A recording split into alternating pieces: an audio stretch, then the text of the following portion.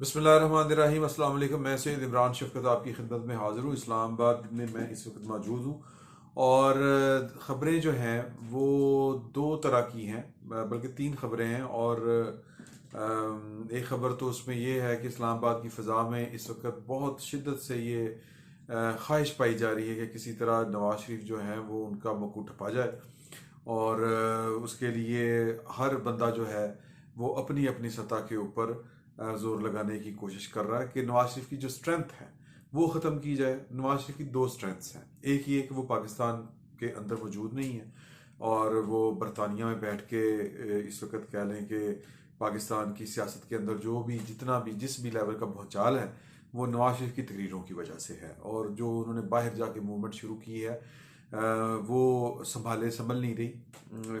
पार्टियों की अपनी गलतियां तो बहरहाल हो सकती हैं, लेकिन इमरान खान साहब की जो हुकूमत है उससे ये काम बज़ाहिर संभल नहीं रहा। दूसरी उनकी जो स्ट्रेंथ है वो ये है पार्टी की यूनिटी। और पार्टी की यूनिटी को तोड़ने के लिए हर बंदा अपनी अपनी तय कोशिश कर रहा है। तो ये एक फैक्टर है। और दूसरा ये है कि किसी तरह पीडीएम में भी जो है वो एक सियासी जो अदम जो ताउन है वो पैदा किया जाए या अदम एतमाद पैदा किया जाए पार्टियों के दरमियान। लेकिन वो पार्टियां बार बार इस अज़म का इजहार करती हैं कि हमें ये आपस में जो कह लें कि तफरीक पैदा करने की कोशिश की जा रही है ये हमने पैदा नहीं होने देनी। तो इस्लामाबाद में इस वक्त जो नवाज शरीफ के दुश्मन नंबर वन है इमरान खान साहब के बाद, वो हैं शहजाद अकबर साहब दी ग्रेट।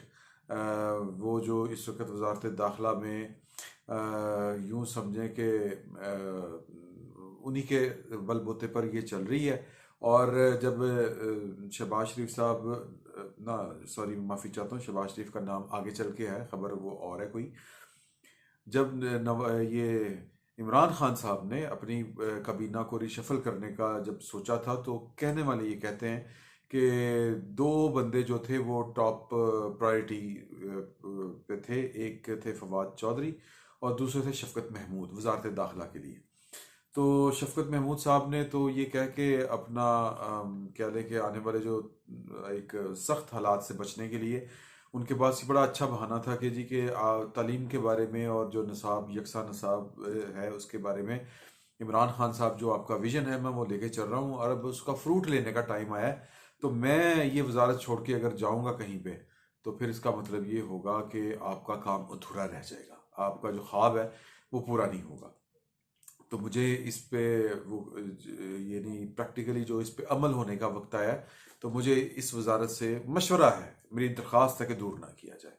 तो इमरान खान साहब को ये जो मशवरा था वो ये ठीक लगा और उन्होंने उनकी बात मानी। दूसरा जो इनसे भी ज़्यादा जो फेवरेट थे वो थे फवाद चौधरी। फवाद चौधरी साहब जो हैं वो मैं पहले भी आपसे गुजारिश कर चुका हूँ। उन्होंने कहा था कि जी अगर मुझे आपने वज़ीर दाखिला बनाना है खान साहब तो फिर मुझे होली सोली आपको इख्तियार देना पड़ेगा, क्योंकि इस वक्त जो वजारत दाखिला में वो एक कह लें कि वो बंदर बांट सी एक हुई है कि कुछ मामलात पर वो जो थे ब्रिगेडियर एजाज शाह साहब वो उनका हुक्म चलता था और बाज़ मामलात पर जो हैं शहजाद अकबर साहब ये इनका बड़ा असर रसूख है। तो मैं ये चूचू का मरबा जो है वजारत ये नहीं चला सकूंगा।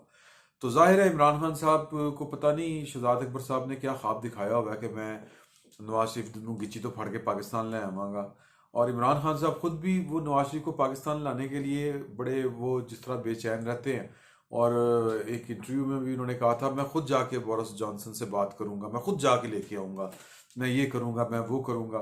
तो जाहिर है कि फिर जब लीडर की इतनी शदीद ख्वाहिश हो तो उसकी काबीना के जो अरकान हैं जो उनके मशीर हैं वो तो फिर क्या कहते हैं कि वो तारे तोड़ के लाने की भी कोशिश करते हैं कि बॉस को किस तरह खुश करें। तो जो है शहजाद अकबर साहब इन्होंने बरतानवी गवर्नमेंट को कई ये खतूत लिखे हैं कि अब बंदा वापस करो, ये नवाज शरीफ चोर है, ये है वो है, तो इसको आपको वापस करना पड़ेगा। फलां कानून के तहत 1974 का वो जो था कानून उसके तहत जो 4 साल से ज़्यादा जिसको सज़ा हो किसी अदालत से उसको वापस करना पड़ता है। ये इस तरह की उन्होंने हवाले दिए। लेकिन पाकिस्तान और बरतानिया के दरमियान ताहाल जो मुलजमान या मुजरमान की हवालगी का कोई प्रोटोकॉल साइन नहीं है उस तरह से।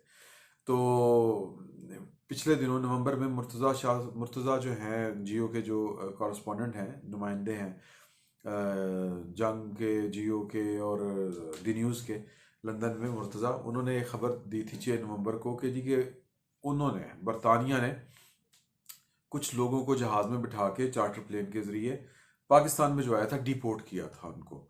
तो शहजाद अकबर साहब ने भी त्यारा फ़ज़ा में था तो कह दिया था कि हमने ये बंदे वापस नहीं लेने।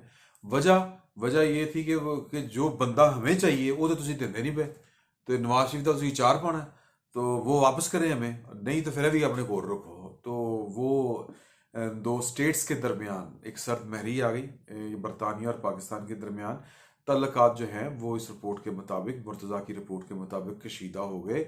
और फिर उन्होंने इस मामले को, पाकिस्तान की संजीदगी को देखा और अपनी पॉलिसीज़ जो हैं ब्रिटिश की, वो ब्रिटिश अब और तरह की एक नेशन है।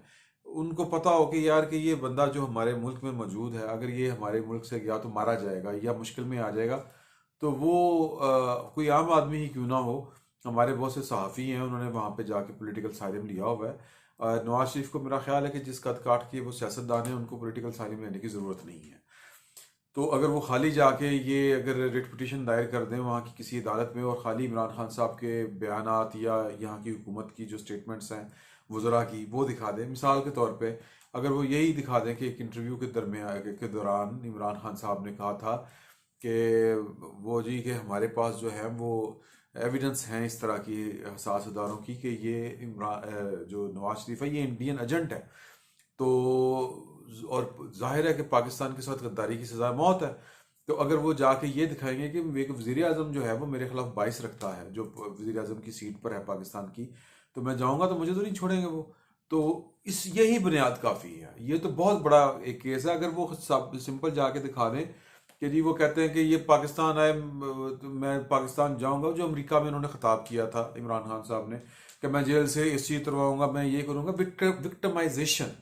जब ये एलिमेंट आ जाएगा तो बरतानिया ने तो वापस नहीं करेंगे। तो अब हाल ही में जो बरतानवी वजारत दाखिला है उन्होंने पाकिस्तान के उन खतूत का जवाब दिया है पाकिस्तान को, पाकिस्तानी वजारत दाखिला को, और उन्होंने कहा है कि जनाब के अगर पाकिस्तान बाकायदा नवाज शरीफ की हवालगी के लिए दरख्वास्त देता है तो फिर हम पाकिस्तान की इस दरख्वास्त का आलमी कवानीन के तनाजुर में जायजा लेंगे।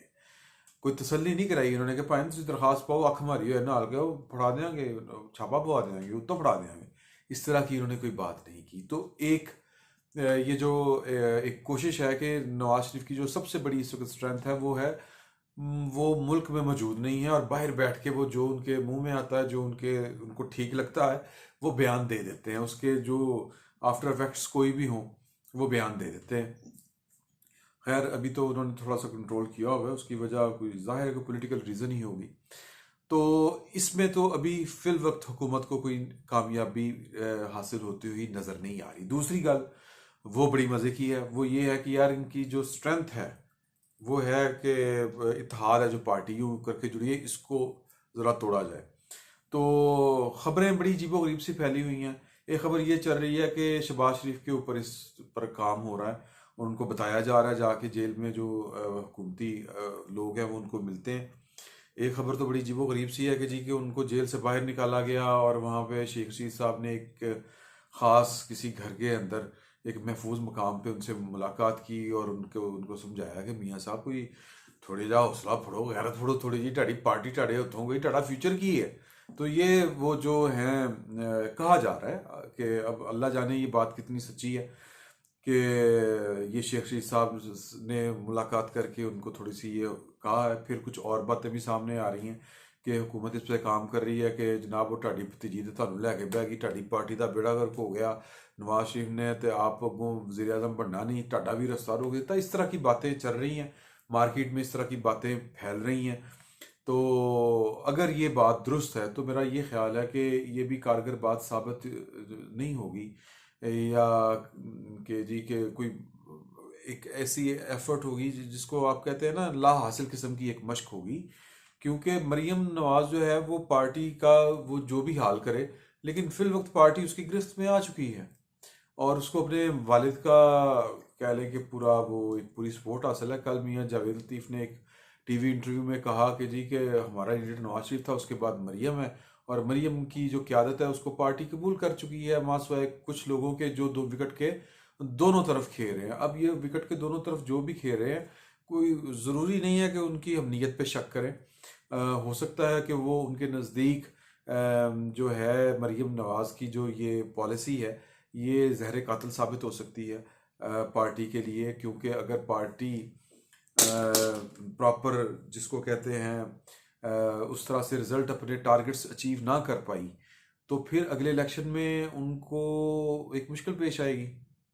तो उन लोगों का ये ख्याल है कि यार कि ये हमारी पार्टी जो है वो शायद इस नैरेटिव के साथ अगला इलेक्शन ना जीत सके, ये उनका ख्याल है। तो हो सकता है चूंकि वो भी पॉलिटिशियन ही है और वो बिल्कुल हो सकता है अपने तौर पर ठीक समझ रहे हो। खैर ये आने वाला वक्त साबित करेगा, क्योंकि मुस्लिम लीग नून ने और पीपल्स पार्टी ने जो मिलके या मौलाना फजलुर रहमान ने जो स्टांस लिया हुआ है वो है तो एक बड़ा हार्ड टारगेट, इसमें कोई शक वाली बात नहीं है। लेकिन जाहिर है कि हार्ड टारगेट भी अचीव होते हैं और उसमें नाकामियाँ भी सामने आती हैं।